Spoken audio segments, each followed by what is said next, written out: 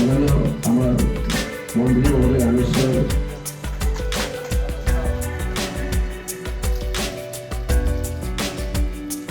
তেখেতৰ মন্ত্ৰিত্ব কাৰ্যকালত প্ৰধানমন্ত্ৰী আবাস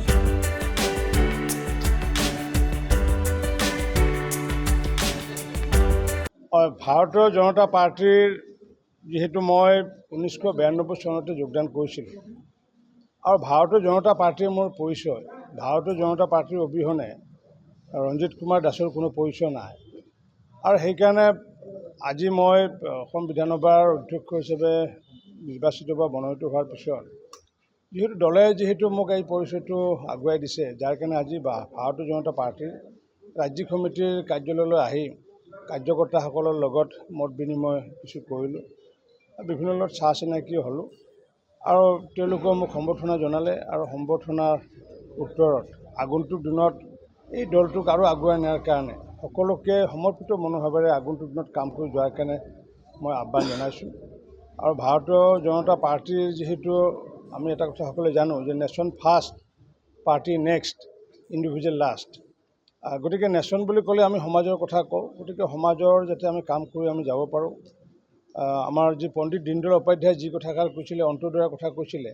যে নিষ্পেষিত বঞ্চিত অৱহেলিতসকলক যাতে আমি সকাহ দিব পাৰোঁ আৰু সকাহ দি পেলাই তেওঁলোকক যাতে আমি আগুৱাই নি পেলাই যাতে আগন্তুক দিনত ভাৰতবৰ্ষখন যাতে বিশ্বগুৰু হিচাপে যাতে প্ৰতিষ্ঠা কৰিব পাৰোঁ যি আশাৰ কথা নেকি আমাৰ দেশৰ প্ৰধানমন্ত্ৰী নৰেন্দ্ৰ মোদী ডাঙৰীয়াই কৈছিলে যে আমি সবকে সাথ সবকা বিকাশ সবকা বিশ্বাস সবকা প্ৰয়াস আৰু সকলোৰে প্ৰয়াস থাকিলে সকলোৰে ওপৰত বিশ্বাস থাকিলে তেতিয়াহে আমি ভাৰতবৰ্ষখন বিশ্বগুৰু বা ছুপাৰ পাৱাৰ হিচাপে আমি প্ৰতিষ্ঠা কৰিব পাৰিম আৰু ঠিক সেইটোৰ আধাৰতে তাৰ প্ৰাক মুহূৰ্তত আমি অসমখনক আমি আগুৱাই নিব লাগিব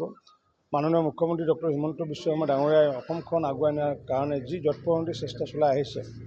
আৰু সেই চেষ্টাৰ লগত সহযোগী অংশীদাৰ হ'ব লাগিব আমাৰ দলৰ কাৰ্যকৰ্তাসকল মাননীয় ৰাজ্যিক সভাপতি দিলীপ শইকীয়া ডাঙৰীয়াৰ নেতৃত্বত দলৰ সংগঠন সুদৃঢ় কৰাৰ লগতে দলৰ সকলো কাৰ্যকৰ্তাকে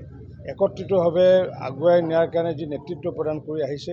সেই নেতৃত্বৰ জৰিয়তে আমি আগন্তুক দিনত ভাৰতীয় জনতা পাৰ্টীৰ প্ৰতিগৰাকী কাৰ্যকৰ্তাই দেশৰ হৈ পেলাই সমৰ্পিত মনোভাৱেৰে কাম কৰাৰ কাৰণে আহ্বান জনাইছোঁ নিশ্চিত ৰূপত মই বিধানসভাৰ ভিতৰত মই নিৰপেক্ষ ভূমিকা পালন কৰি আৰু পাৰিলে বিৰোধীসকলে যাতে অধিক যাতে কথা কোৱাৰ সুযোগ পায় কাৰণ কিয় বিৰোধীসকলৰ আমাৰ অসমৰ এটা অংশৰ পৰা আহিছে গতিকে তেওঁলোকৰ আশা আকাংক্ষা সদনৰ জৰিয়তে যাতে আমি যাতে তেওঁলোকৰ আশা যাতে পূৰণ কৰিব পাৰোঁ তাৰ কাৰণে নিশ্চিত ৰূপত চেষ্টা চলাম চৰকাৰী পক্ষৰ বিধায়কসকলতো থাকিবই লগত বিৰোধী পক্ষৰ বিধায়কসকলক আস্থাত লৈ পেলাই